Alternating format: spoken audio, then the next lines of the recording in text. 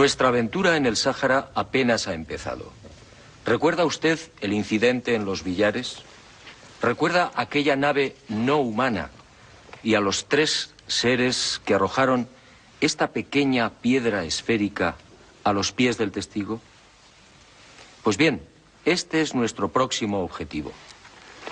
Tratar de descifrar en Argelia el significado de los misteriosos símbolos del lucerillo. Sígame y lo que va a ver le sorprenderá. Los tuareg examinaron la piedra esférica con especial curiosidad. Prudentemente me abstuve de relatarles la increíble historia de la nave y los seres que al parecer podrían haberla grabado. Estudiaron igualmente el desarrollo de los grabados y todos unánimemente coincidieron. Aquello era bereber antiguo, es decir, signos correspondientes a la escritura que los especialistas han denominado líbico-bereber. Una escritura que, como tendríamos oportunidad de comprobar, aparece por todo el Sáhara, grabada o pintada en rocas y estelas de piedra.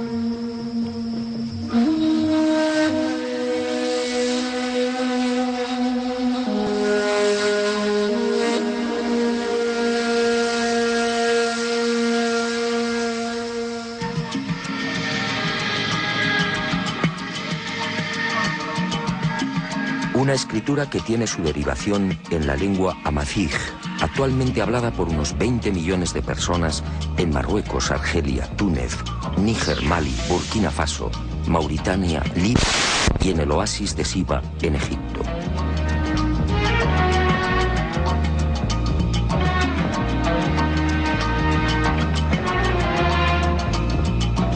Los tuareg, ese pueblo único, orgulloso y hospitalario, forman parte de las etnias que han sabido conservar la escritura y la lengua bereber.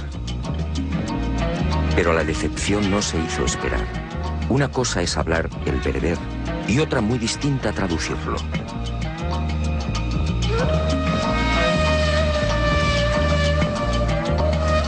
En otras palabras, algunos de los grabados del lucerillo correspondían al bereber antiguo y los tuareg no supieron descifrarlo.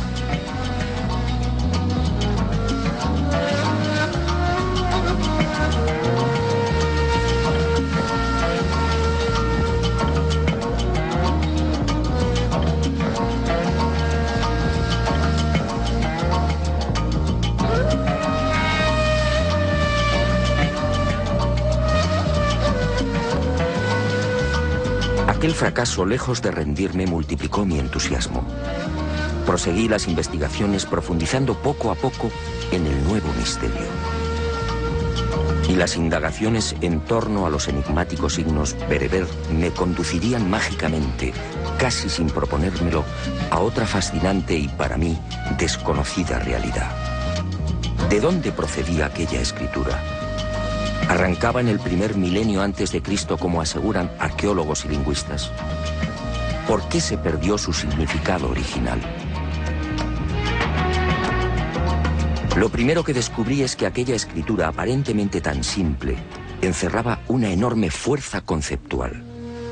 Las letras geométricas de orientación variable en el sentido de la lectura, con ausencia casi total de separación de las palabras, y como en el caso de los alfabetos semíticos, sin vocales, contenían una capacidad de expresión tan intensa como original.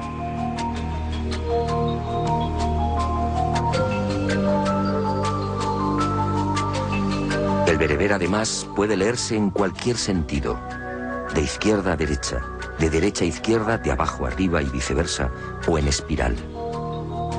Y las dudas siguieron atormentándome. ¿Quién había ideado una escritura tan perfecta? Y un inevitable pensamiento me acompañó desde entonces. ¿Por qué la nave de los Villares lucía aquellos símbolos? símbolos bereber en una civilización del espacio? ¿Por qué la piedra lanzada por los seres presentaba unos grabados idénticos a los que adornan las rocas del Sáhara? ¿Por qué, en fin, se repetían en el anillo de plata los palos y ceros tan habituales en la escritura bereber?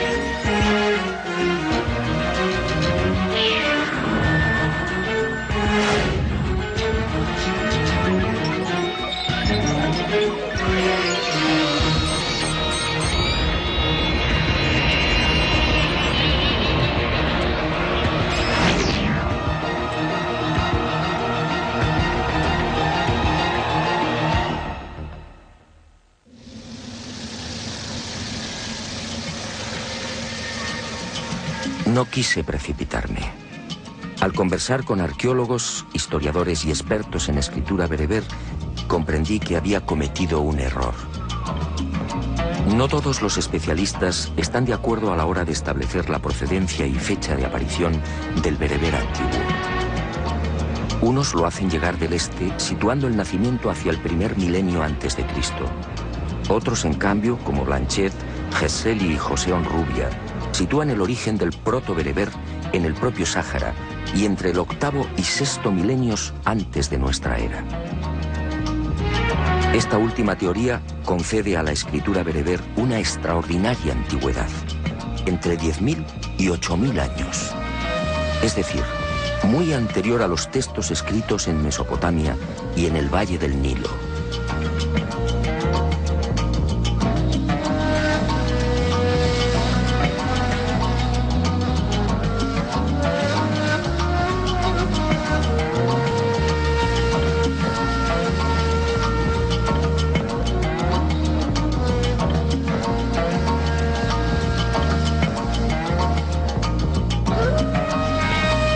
¿Qué significaba esto? Muy simple. Si la escritura bereber tiene 10.000 años y si nació en el corazón del Sáhara, los científicos deberán cambiar la fecha de la historia. La escritura más antigua del mundo no se hallaría entonces en el Oriente, sino en África.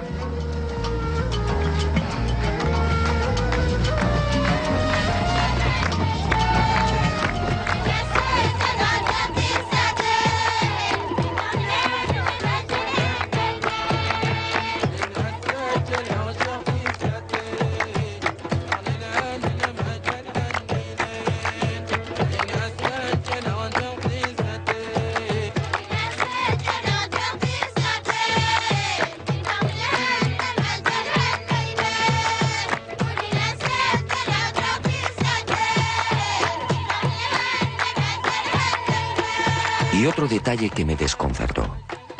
Por más que indagué, nadie supo darme razón de los antecedentes lingüísticos del bereber. Como es lógico y natural, la mayor parte de las lenguas escritas experimenta siempre un proceso natural de evolución.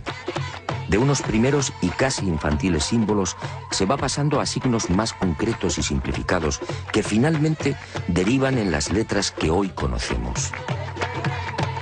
En este sentido existen numerosos modelos histórica y antropológicamente contrastados.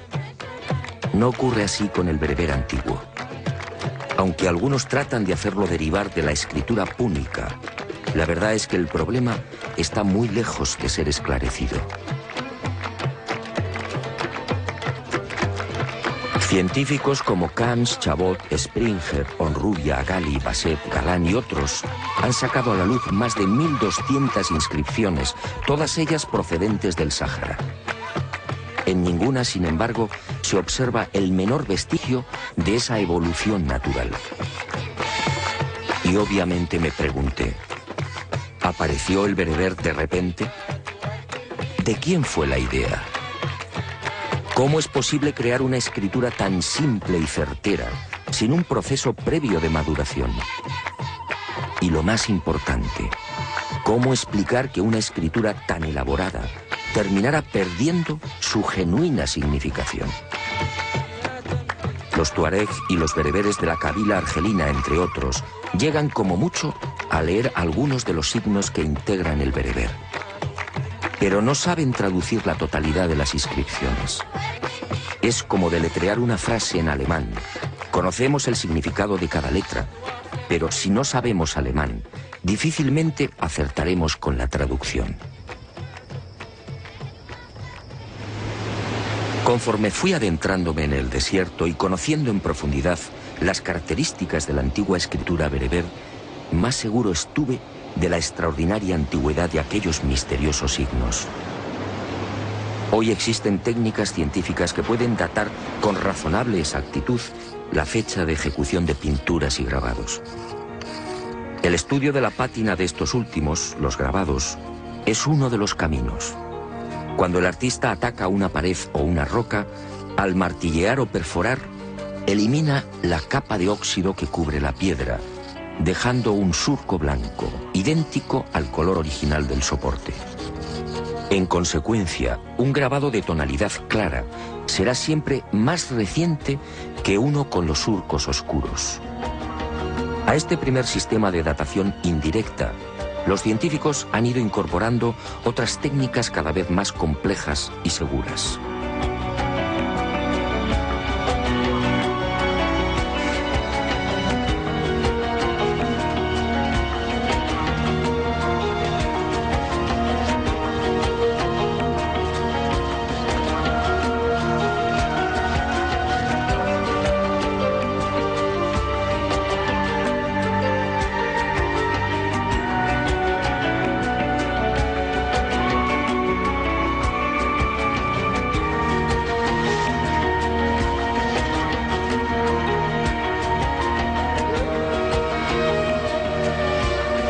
Lamentablemente, esas avanzadas técnicas científicas de datación no se han centrado en el estudio de la escritura bereber grabada en las rocas.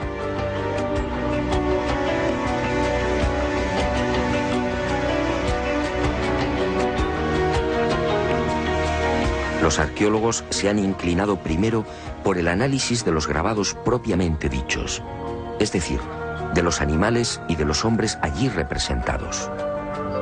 Y digo lamentablemente porque, según pude verificar, muchos de los signos bereber asociados a estos grabados presentaban una pátina tan oscura como el resto de la obra.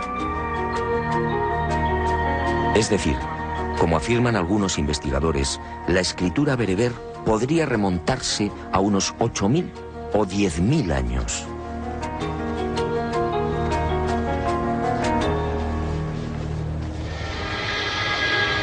Y la gran pregunta cobró nuevas fuerzas. ¿Qué ocurrió? ¿Por qué el significado de esta espléndida escritura terminó perdiéndose? La respuesta estaba allí mismo, entre las ardientes arenas, los cauces secos de los ríos y las atormentadas moles de piedra. En alguna ocasión tuve conocimiento de esta historia, pero sinceramente no le presté atención, hasta que el destino, siempre atento, me empujó de nuevo hacia ella. Este inmenso desierto, de más de 10 millones de kilómetros cuadrados, no siempre fue un lugar hostil y despiadado. Acompáñeme y le mostraré algo difícil de imaginar.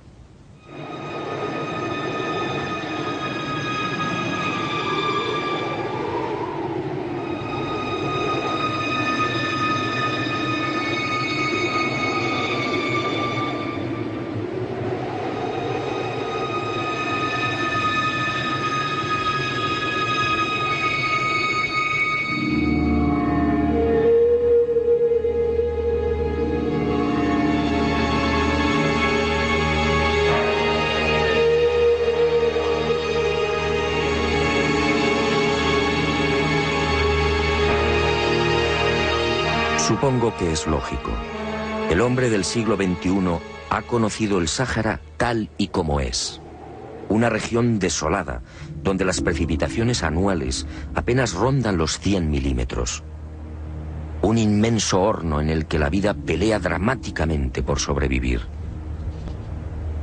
Una interminable y cansina sucesión de arenales y gigantes rocosos apenas coloreados por las fugaces sombras de hombres y animales. Miles de kilómetros desde el Atlántico al Mar Rojo, incomprensiblemente condenados a la esterilidad y la muerte. 50 y hasta 60 grados de temperatura durante el día y un frío helador bajo el más hermoso firmamento del planeta. Un coloso rojo, negro o amarillo, casi agonizante. Un desierto extremo donde el agua es contemplada y mimada como una mujer. Pero no siempre fue así. Retrocedamos en la historia y abramos otra puerta en esta mágica aventura. Todo empezó hace 12.000 o 13.000 años, cuando los hielos de la última glaciación empezaron a retirarse. Según los expertos, en el último millón de años, durante el Cuaternario, nuestro planeta experimentó importantes cambios en su eje. De los 23 grados, inclinación habitual respecto al plano de su órbita, la Tierra osciló hasta los 22 y 25 grados en ciclos de 41.000 años, provocando sensibles variaciones climáticas.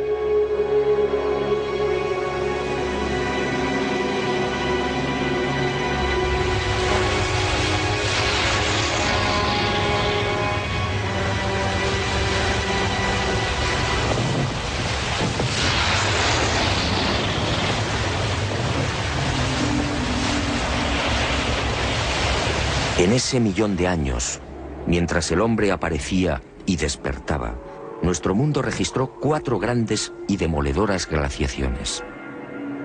La última cubrió buena parte de América del Norte y Europa, llegando a las puertas de Londres, París y Moscú. La península escandinava quedó cubierta por una capa de hielo de 2.400 metros de espesor. Y hacia el 13.000 antes de nuestra era, la glaciación retrocedió concediendo un respiro al mundo. Los hielos se fundieron y los océanos elevaron sus niveles en 120 metros. Niveles que conservan en la actualidad.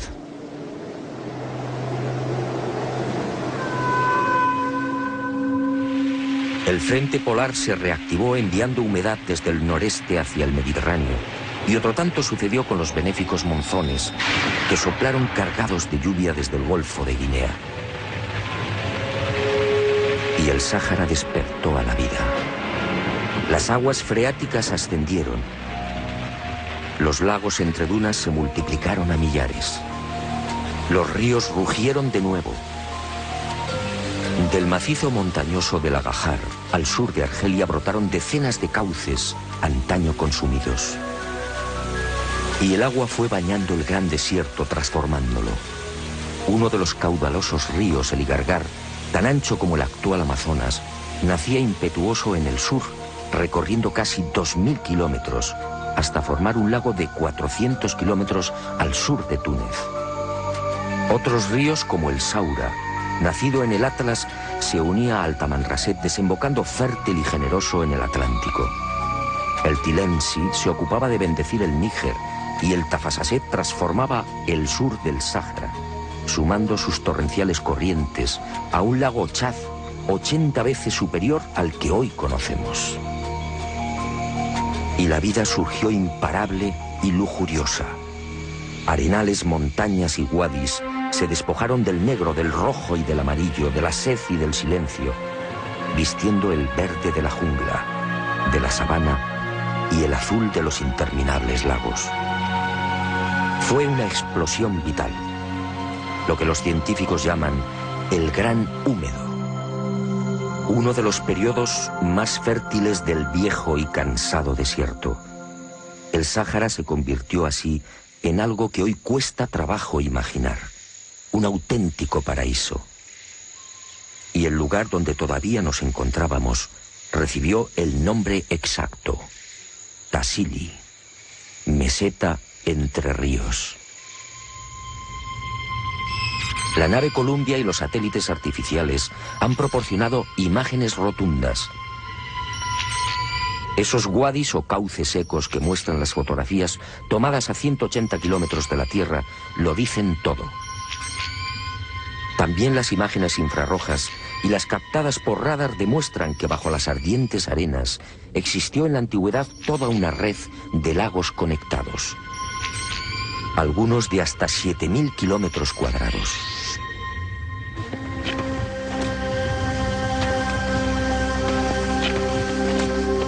Aquí mismo, en la reseca meseta de Tamrit, pudimos contemplar los heroicos restos de lo que sin duda fue uno de los bosques más impenetrables del planeta, los cipreses de Tassili. Gigantescos ejemplares de hasta 6 metros de circunferencia, hoy agonizantes, pero todavía altivos, recordándonos el antiguo esplendor de la zona. El propio Lot, en sus incursiones hasta el Ténere, una de las regiones más sofocantes del Sáhara, llegó a descubrir notables acumulaciones de huesos y espinas de pescados que podrían llenar varios carros y que constituyeron parte importante de la dieta de los antiguos pobladores. ¿Y qué decir de los grandes morteros de piedra de una sola pieza descubiertos en todo el Sáhara? Prueba evidente de que el cereal cubría grandes extensiones.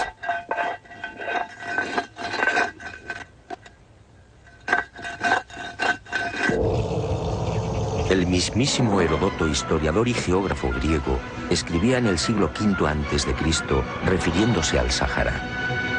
Esta comarca y el resto de Libia en dirección a poniente están más pobladas de fieras y más cubiertas de bosques que la de los nómadas. Las fieras. He ahí otra de las pruebas de cuanto afirmo. Una fauna salvaje dominó también el Sáhara cuando la naturaleza lo transformó en el más bello jardín. Son precisamente los grabados en piedra los que atestiguan la realidad de estas bestias en pleno neolítico. Nuestra aventura en el Sáhara continúa, pero no aquí. Según mis noticias, una de las mayores y más espléndidas colecciones de este tipo de grabado en piedra se encuentra localizada al suroeste de Libia, en uno de los desiertos más duros y agresivos de este bello planeta encantado. Sígame y se lo mostraré. Estoy seguro que lo que va a ver le impresionará tanto como a mí.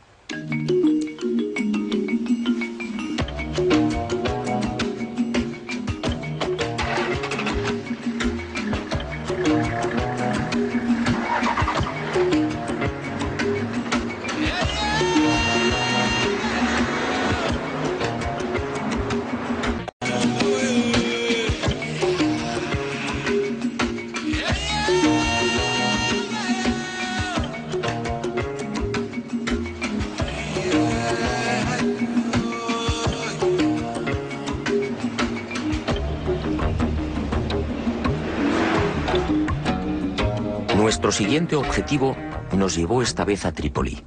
Desde allí, cruzando los desiertos libios, alcanzamos Gadamés y Saba, penetrando por fin en la Hamada de Mursuk, otro infierno de piedra y arena. Una vez instalados en el duro Fesán, recorreríamos los Matendus, los célebres Akakus, y giraríamos hacia el norte, aproximándonos a la frontera con Argelia. Allí, en la región de Aramet, una zona casi olvidada, llevaríamos a cabo otros no menos interesantes hallazgos. Después, tras casi 3.000 kilómetros de duras y penosas marchas por el Sáhara, retornaríamos a Saba.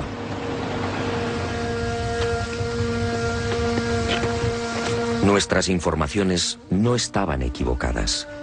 Al alcanzar los Matendus quedamos sobrecogidos. Aquí, en una cadena de peñascos y rocas de 15 kilómetros, nos esperaban miles de grabados. Miles de grabados datados en 10.000 años, quizá más. Grabados de todos los tamaños, algunos minuciosa y bellamente pulidos en su interior. Grabados que efectivamente demostraban que el gran jardín había sido poblado por toda suerte de animales salvajes. Las jirafas fueron trabajadas con gran detalle. Contamos hasta 8 especies diferentes. Un animal cuya dieta básica la integran hojas y espinas de acacia.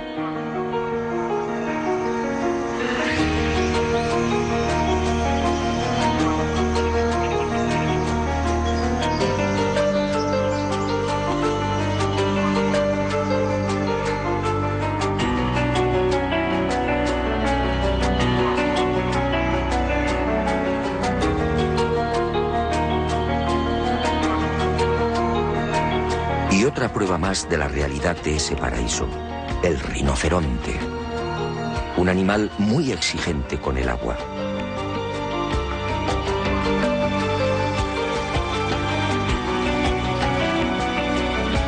Rinocerontes con cuernos de 1,5 metros de longitud y cabezas de 80 centímetros. Características propias del temido rinoceronte blanco africano. Así lo vieron los hombres del Neolítico y así lo grabaron.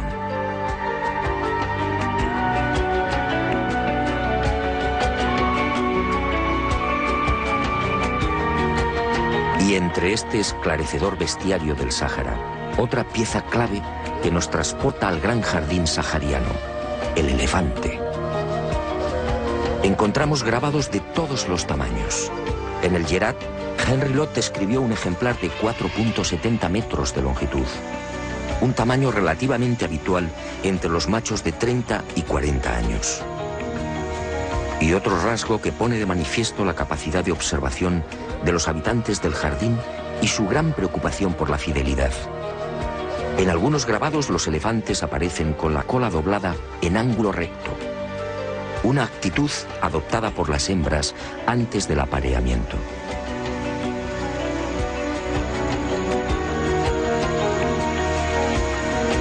Grandes paquidermos que consumen alrededor de 100 litros de agua al día y que obviamente tampoco habrían sobrevivido de no haber existido ese exuberante paraíso. Un Sáhara verde y acuático, tan difícil de imaginar, en el que los saurios se multiplicaban a millares. El gran cocodrilo de los Matendus así lo confirma. El ejemplar, un adulto de 2,50 metros, seguido por una cría, fue grabado hace miles de años. La oscuridad de la pátina no ofrece dudas.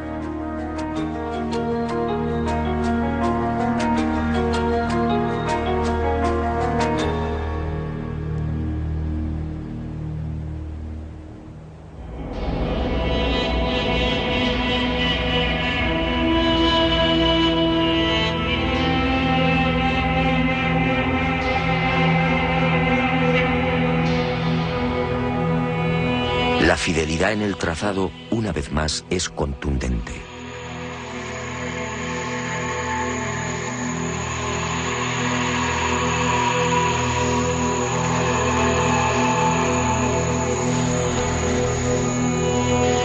Nueva sorpresa. ¿Hipopótamos en el desierto? Quizá la pista más notable de lo que afirmo. El hipopótamo no puede vivir sin el agua. Es su medio natural. Pues bien, los especialistas en grabados y pinturas han localizado en el Sáhara un centenar de representaciones de este coloso. Todas ellas en Yerat, Tassili y Mesac, es decir, en el gran horno sahariano.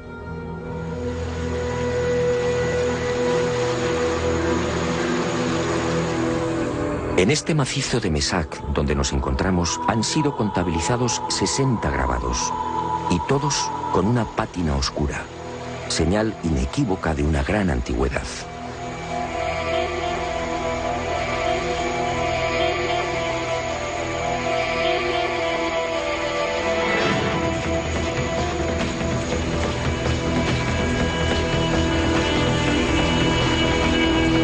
Pero no todos son animales conocidos. El hombre del Neolítico sin querer nos ha proporcionado con sus grabados la prueba de la existencia de ejemplares hoy desaparecidos. Este es el caso del uro y del búfalo antiguo. El primero, magníficamente esculpido en la roca, fue el supuesto ancestro de los bóvidos domesticados en Oriente Medio, Europa y África del Norte. El Bos primigenius era un animal imponente que alcanzaba 1,70 metros en la cruz. En las paredes del Sáhara se presenta sistemáticamente de perfil, salvo la cornamenta. Una cornamenta igualmente gigantesca y en forma de tenaza. Algo que coincide con las modernas excavaciones arqueológicas y los testimonios escritos sobre el último uro registrado en Polonia en 1625. En cuanto al búfalo antiguo, los grabados descubiertos en el Atlas Tassili y Mesak resultan igualmente providenciales. Este formidable ancestro del búfalo actual recorrió África durante 1 millón de años y compartió hábitat con el hombre de la Edad de Piedra.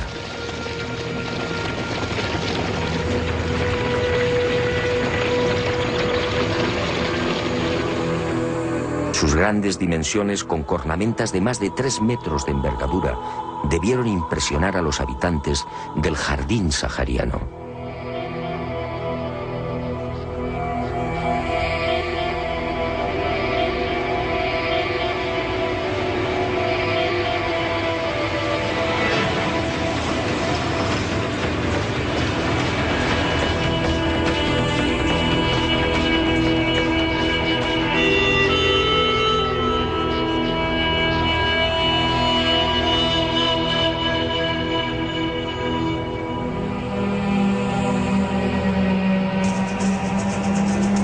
Leones, leopardos, panteras y toda suerte de felinos se unen en el desierto líbico a la fauna que habitó aquel paraíso del Neolítico. Felinos al ataque. Avestruces esbeltas.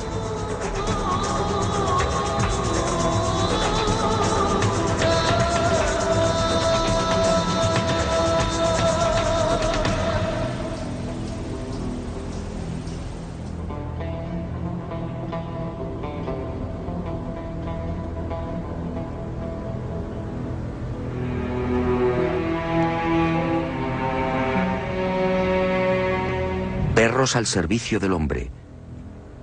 Decenas de antílopes, algunos casi extinguidos como el órice, la gacela de Waller y el antílope búbalo. Muflones de cuernos anillados y largas crines en cuello y pecho, hoy desterrados a las solitarias cumbres y mesetas del Tassili. Y por fin decenas y decenas de vacas.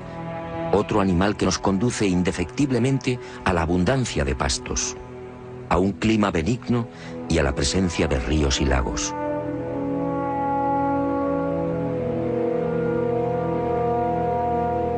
Y entre estas pinturas, algo desconcertante. Una ballena en el Tassili. Un cetáceo a 2000 kilómetros del mar. Todos ellos como vivo exponente de una fauna que precisaba inexorablemente del agua. Pero alguien me había hablado de los últimos restos de este jardín, todavía visibles en Celiaf, en las proximidades de Saba.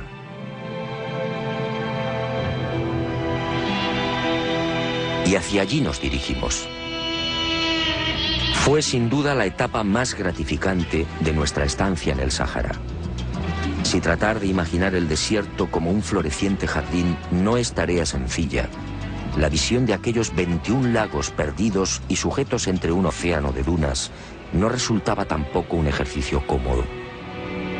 Costaba acostumbrarse a la realidad de aquellas aguas, en su mayoría saladas, alimentadas por misteriosos manantiales subterráneos. Aguas verdes, azules y transparentes en el corazón de la desolación.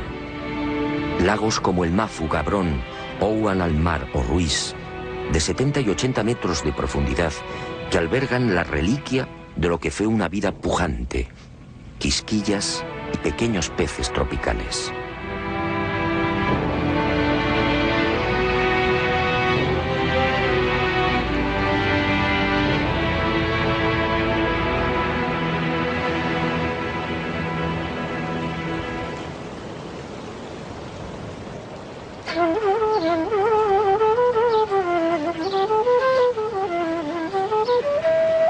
El Sáhara, en fin, nos grita desde los 4 puntos cardinales que su pasado fue rico y esplendoroso. Hasta el áspid de Cleopatra, la serpiente de los encantadores, nos recuerda aquel tiempo benéfico. Esta cobra indostánica, emigrada de los trópicos, no debería existir en el sur de Libia y Argelia. Sin embargo, ha logrado sobrevivir.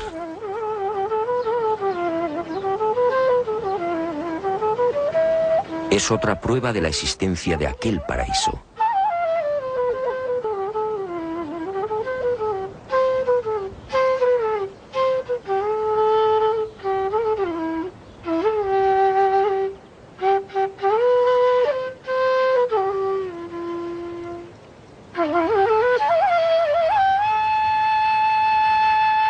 Bueno será que recapitulemos, y permítame que lo haga a mi manera. ¿Qué hemos encontrado en este desierto? Pinturas, grabados y toda clase de información que nos trasladan a un Sáhara insólito, un Sáhara acuático, conectado por ríos y miles de lagos en los que el hombre de hace 10.000 años pescaba y navegaba.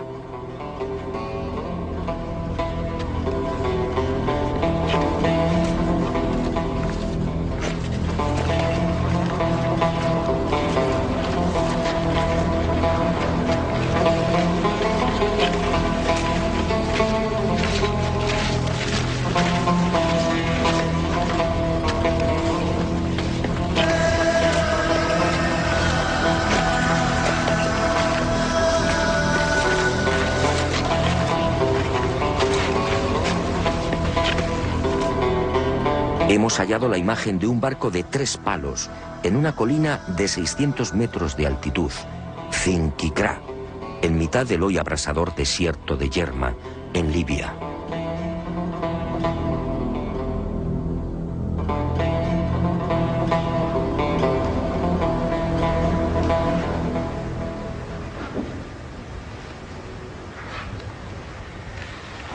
Es posible que la ciencia sonría burlona, pero ¿qué importa su escepticismo si las pruebas son tan abrumadoras? Esta es mi teoría.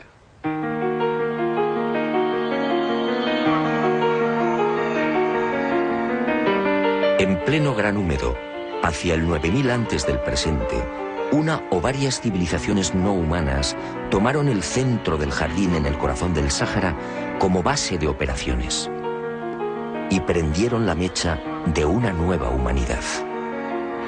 Escafandras, antenas, trajes hinchados, botas y guantes son testimonios demoledores para quien conserva la mente abierta. Es más que probable que fueran tomados por dioses. ¿Qué otra cosa podían pensar aquellos recolectores y cazadores cuya industria se centraba en el sílex y en las hachas de piedra? Y la meseta de Yavaren desde entonces fue llamada Tierra de Gigantes.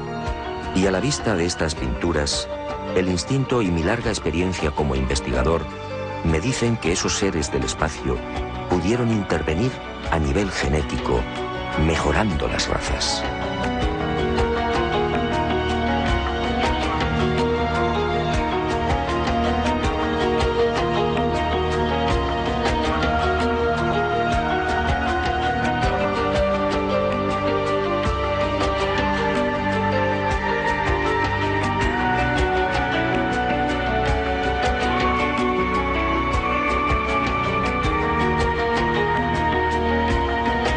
Pero sus planes, quién sabe, fueron más allá.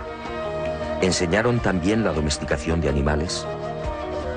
En los grabados que muestran la fauna salvaje, justamente los más antiguos, observamos un hecho muy significativo.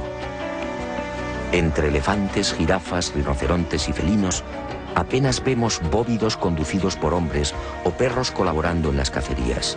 Es en los periodos posteriores, a partir de los cabezas redondas, cuando surgen los rebaños, los arreos, las escenas de ordeño y los pastores. En los grabados de la fauna salvaje, datados por Mori entre el 12.000 y el 9.000 antes de nuestra era, no asistimos a escenas de domesticación porque, en mi opinión, el descenso de esos seres no humanos pudo registrarse después, justamente hacia el 9000. Y otro detalle que me llena de dudas: ¿se produjo esa domesticación de la noche a la mañana? Todas las especies animales han necesitado de mucho tiempo para disfrutar de sus peculiares características. Así lo exige el desarrollo de la vida. Y me pregunto, ¿cómo se las ingenió el hombre del Neolítico para modificar lo que la evolución había ido fijando en cientos de miles de años? ¿Cómo explicar que los bóvidos perdieran su natural agresividad? ¿Cómo lograr que algunas aves se vieran desprovistas casi de un día para otro de su capacidad para volar? La respuesta solo puede ser una. Quizá esos seres no humanos manipularon genéticamente las especies que estimaron más provechosas para el hombre. Pero los experimentos, muchos de ellos fallidos, pudieron abarcar a otros animales. Esto explicaría la presencia en las pinturas de bestias desconocidas y seres que la arqueología califica de mitológicos. Avestruces con cabezas de bóvidos, hipopótamo con dientes de carnívoro, antílopes con cuerpo de elefante, jirafas con cabeza de asno o grandes paquidermos con 3 cuernos. Y todas estas imágenes pertenecientes a un mismo periodo, el de los cabezas redondas.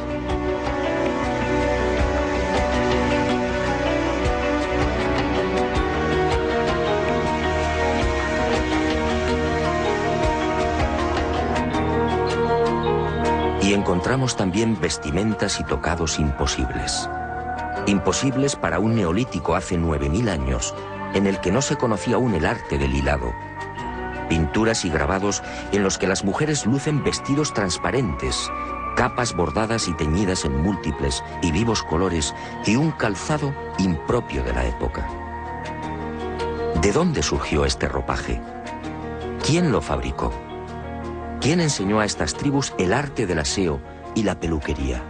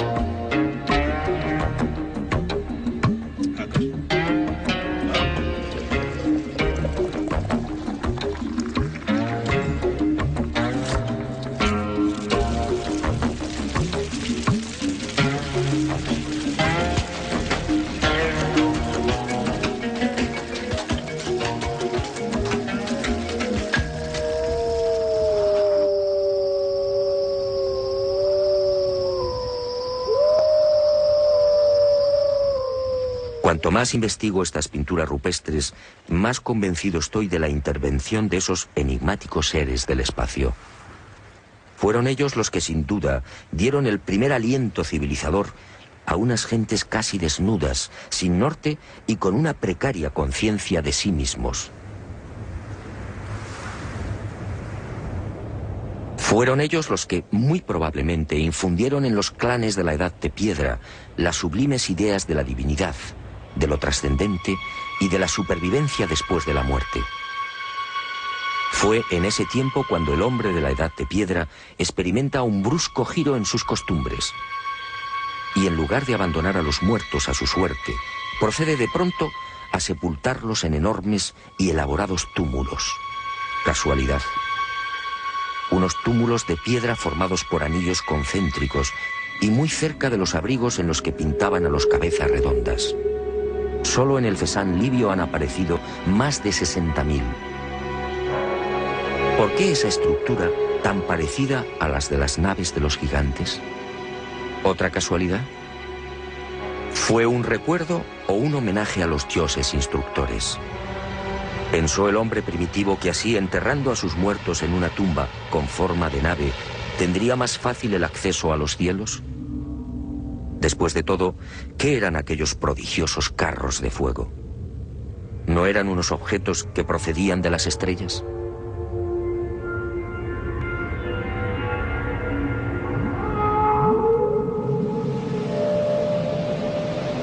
Una o varias civilizaciones no humanas, sí, que desencadenaron una gran cultura en el corazón de África. Una cultura que, según mis estimaciones, habría arrancado mucho antes de lo que imaginamos. Una cultura apuntada en miles de pinturas y grabados que muy pocos conocen. Una cultura que recibió también el precioso tesoro de la escritura. Una forma de comunicación directamente enseñada por los dioses. Una escritura, por tanto, que no precisaba de evolución alguna. Por eso los científicos no consiguen encontrarla. Por eso nunca la encontrarán. No tengo la menor duda.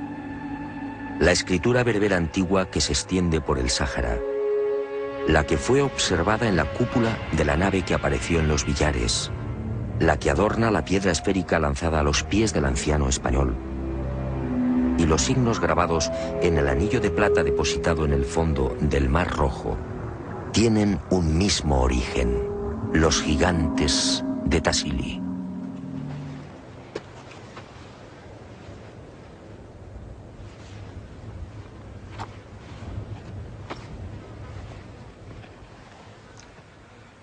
El rompecabezas, como ve, empieza a tomar forma, pero quedan algunas incógnitas por despejar.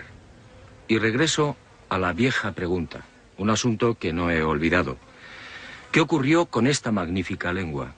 ¿Por qué desapareció su significado original? Sígame y le contaré una nueva historia. Por supuesto, otra historia mágica.